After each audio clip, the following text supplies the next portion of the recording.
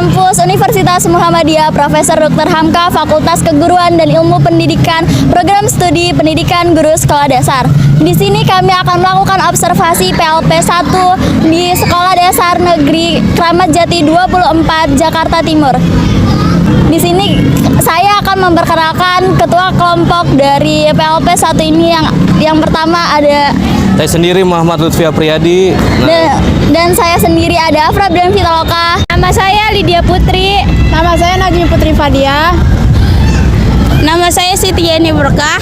Nama saya Aura Khairunisa. Nama saya Irna Kuryawati.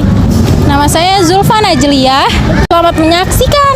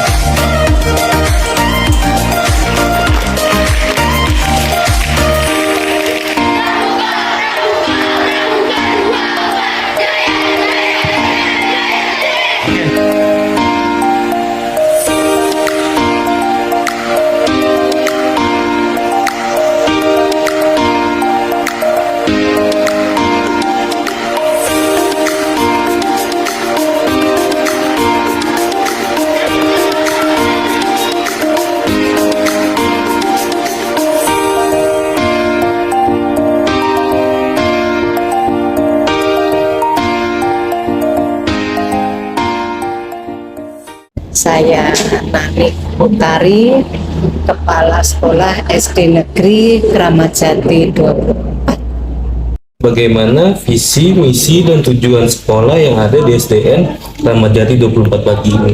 Baik, di kurikulum kami bahwa visi kami terwujudnya siswa yang bertakwa, berakhlak mulia, cerdas, ceria, bersih, dan berbudaya. Banyak kami tuangkan dalam indikator-indikator yang tidak perlu saya ungkapkan ya, visinya saja. Pertanyaan selanjutnya, apakah ada karakteristik umum untuk peserta didik agar diterima di sekolah ini? Hanya paling tidak sekolah kami menghendaki anak-anak itu satu, paling tidak mereka memiliki penyayang terhadap sesama. Pada dasarnya calon peserta didik itu memiliki itu semua. Untuk pertanyaan selanjutnya, Ibu, bagaimana model penerapan yang dilakukan kepala sekolah dalam peningkatan mutu pendidikan? SD Negeri Kramat Jati 24 ini barangkali lain daripada sekolah lain. Namun demikian, pemerintah telah memutuskan berdasarkan aturan yang ada, setiap sekolah negeri satu rombel itu minimal harus bersedia menerima anak ABK.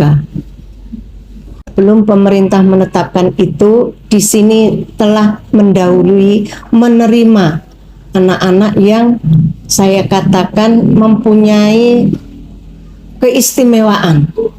Bahkan sampai sekarang ini hampir 80 siswa di sini anak-anak yang istimewa. Bagaimana karakteristik atau kondisi belajar siswa saat pembelajaran luring berlangsung? Itu sangat bergembira sekali para siswa kita, bahkan orang tua, kalau anak-anak itu sekolah tatap muka. Bagaimana cara Ibu sebagai kepala sekolah menyusun struktur organisasi? Struktur paling atas untuk kita ruang lingkup sekolah dasar adalah kepala sekolah. kemudian membawai wakil kepala sekolah bidang kurikulum, membawai wakil kepala sekolah bidang siswaan. Baru garis lurusnya, garis komandonya ke guru kelas 1, kelas 2, kelas 3, kelas 4, kelas 5, kelas 6, guru bidang studi. Secara garis tidak komando artinya membantu adalah pengurus komite sekolah. Itu Ya, pertanyaan untuk selanjutnya. struktur, ya. Bagaimana strategi Ibu untuk mengembangkan struktur organisasi SDN Kramat Jati 24 Baik. Pengembangan struktur organisasi itu kita pelajari, kita pahami dari yang pertama adalah para pegawai atau guru atau karyawan itu nomor satu adalah paham atas kondisi mereka masing-masing ya. Mereka akan memahami akan tugas, kemudian mereka loyalitas akan tugasnya, dan berikutnya dia disiplin akan tugasnya. Maka kepala sekolah itu akan menerapkan struktur mana yang tepat diposisikan pada si A, si B, si C. Ya, apa saja yang harus dipertimbangkan dalam merancang struktur tata kerja agar dapat berjalan dengan efektif? Baik. Yang dipertimbangkan adalah nomor satu adalah para pegawai tersebut memahami tugas, kemudian latar belakang dari pendidikan yang dia ampu, berikutnya loyal terhadap tugasnya, dan disiplin. Saya Ibu Rina Irawati. Yang pertama Ibu, apa saja kegiatan seremonial formal yang ada di SDN 24 Kramat Jati 24. Iya. Paling kita ada upacara, itu termasuk ke pembiasaan nggak? Kalau seremonial seperti itu kan paling kita upacara bendera atau ada upacara hari-hari besar itu ya. Tapi kalau misalkan pembiasaan itu biasanya kita hari Senin upacara, lalu ada juga hari Jumat. Hari Jumat itu ada sholat duha bersama, itu aja. Iya, iya. Bagaimana partisipasi para guru yang ada di SDN Kramat Jati 24 pagi ini dengan kegiatan seremonial tersebut? Begitu. Ya. Ya, alhamdulillah aktif sih semua. Yang pasti seperti itu ya, Senin pelaksanaannya masing-masing guru merapikan barisan muridnya seperti itu sih, ya. Ya. Ibu, selanjutnya di sini kan setiap sekolah pasti punya peraturan ya Bu. Kalau boleh tahu peraturan dan tata tertib apa gitu yang udah ada di sekolah ini?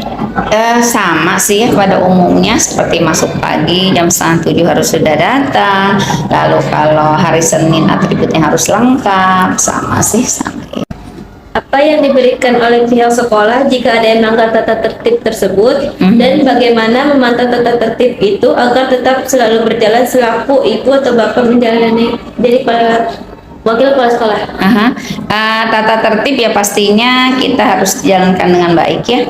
Kalau misalkan seperti apa itu tadi, tata tertibnya itu rambutnya harus harus pendek misalkan ya, kita adakan razia ke kelas juga ada seperti itu. Apakah ada poin kolikuler di sekolah, contohnya seperti studi kunjungan atau yang mendukung saat pembelajaran?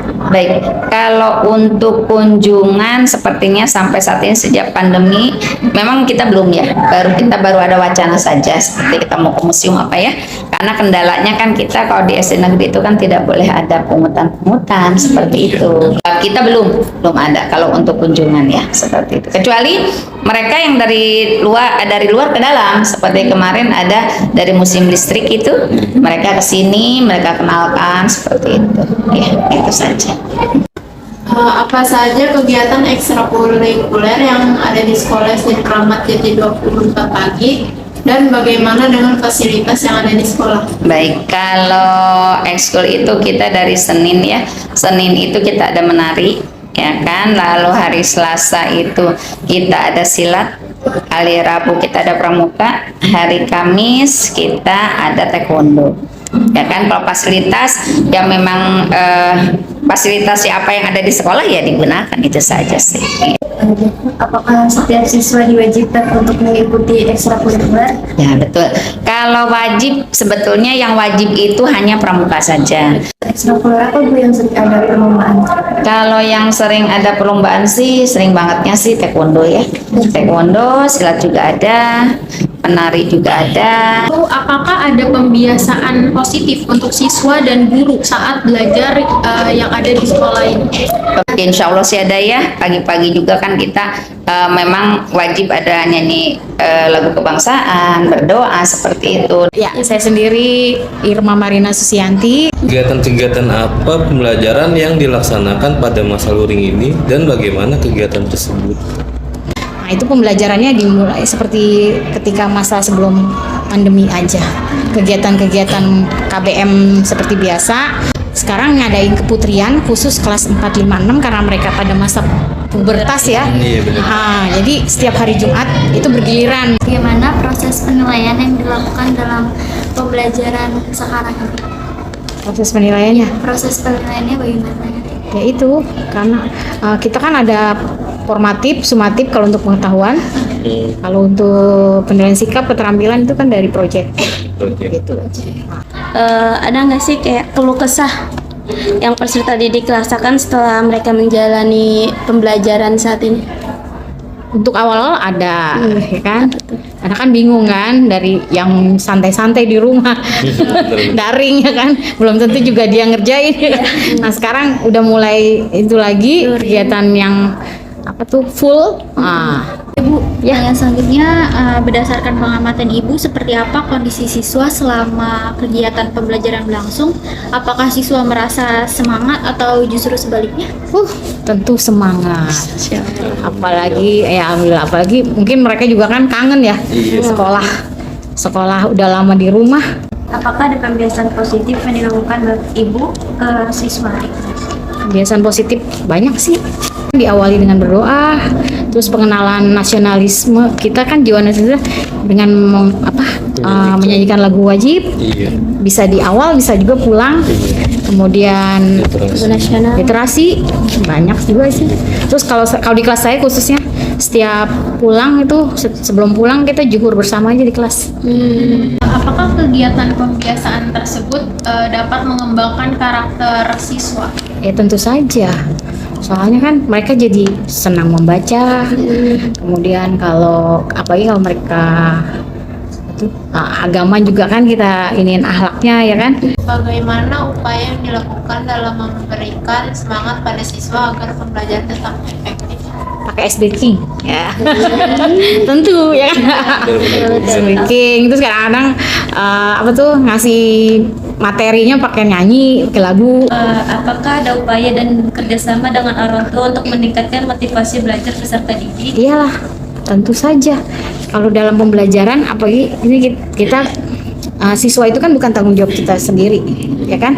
Bukan juga orang tua sudah mempercayakan ke sekolah, berarti guru juga perlu kolaborasi dengan orang tua untuk menunjang kegiatan yang ada di sekolah. Itu perlu juga gitu.